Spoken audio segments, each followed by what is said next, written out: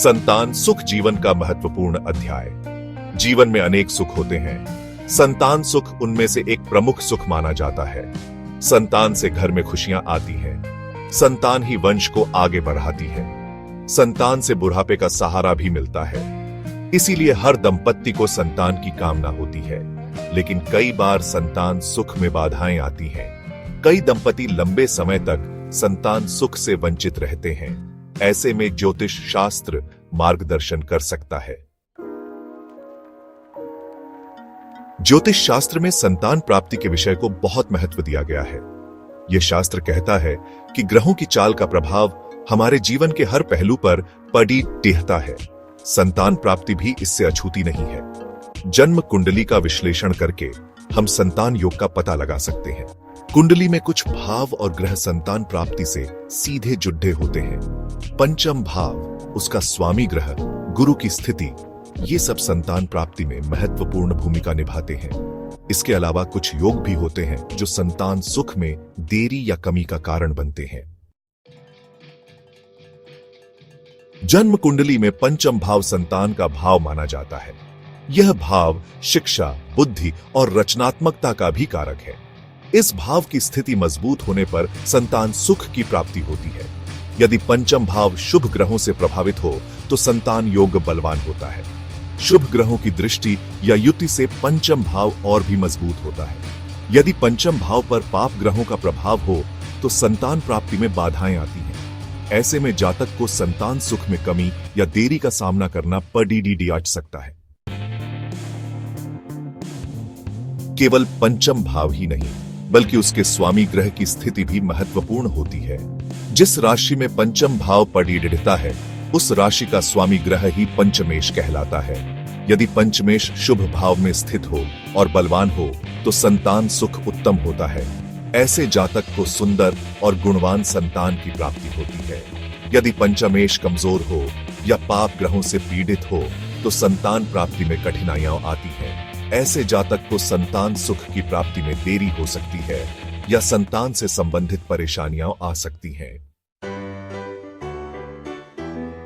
Section 5, शुभ ग्रहों का प्रभाव, संतान योग के कारक। कुछ ग्रहों को ज्योतिष में शुभ ग्रह माना जाता है। इनमें गुरु, शुक्र, बुध और चंद्रमा प्रमुख हैं। यदि ये ग्रह पंचम भाव, पंचमेश या संतान कारक ग्रहों पर शुभ प्रभाव डालते हैं तो संतान योग बलवान होता है। गुरु को संतान कारक ग्रह माना जाता है। इसकी शुभ दृष्टि या युति से संतान प्राप्ति के योग बनते हैं। शुक्र प्रेम, सौंदर्य और आकर्षण का कारक है। यह ग्रह भी संतान सुख में वृद्धि करता है।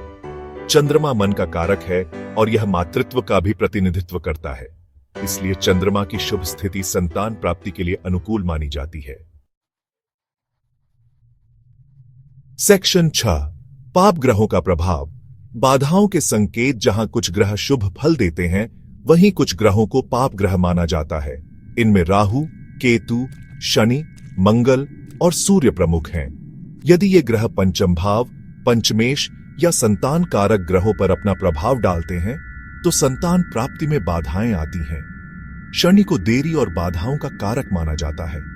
इसकी दृष्टि या युति से संतान प्राप्ति में विलंब हो सकता है। मंगल ऊर्जा और आक्रामकता का कारक है।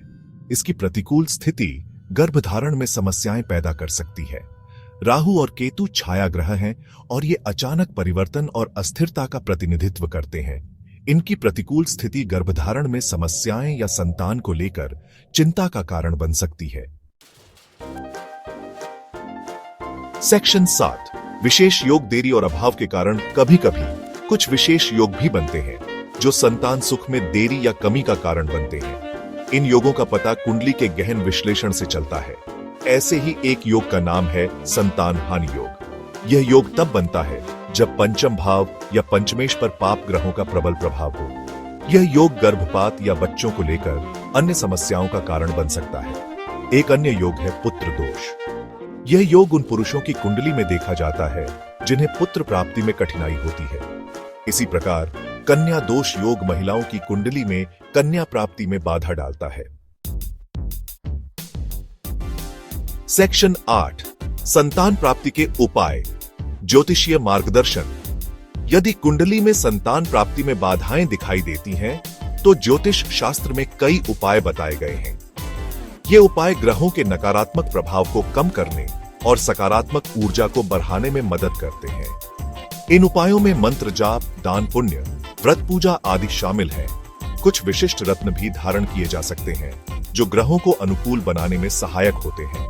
यह ध्यान रखना महत्वपूर्ण है कि ये उपाय किसी ज्योतिष विद्वान से परामर्श लेने के बाद ही करने चाहिए। स्वयं से उपाय करना हानिकारक हो सकता है। सेक्शन 9, निष्कर्ष। आशा और विश्वास का संचार। संतान प्राप्ति एक प्राकृतिक प्रक्रिया है, लेकिन कभी कभी यह प्रक्रिया कठिन हो जाती है। ऐसे में हमें निराश नहीं होना चाहिए। ज्योतिष शास्त्र हमें आशा और विश्वास का संदेश देता है। कुंडली विश्लेषण और उचित उपायों के माध्यम से हम अपने जीवन में संतान सुख प्राप्त कर सकते हैं। हमें धैर्य रखना चाहिए और ईश्वर पर भरोसा रखना चाहिए।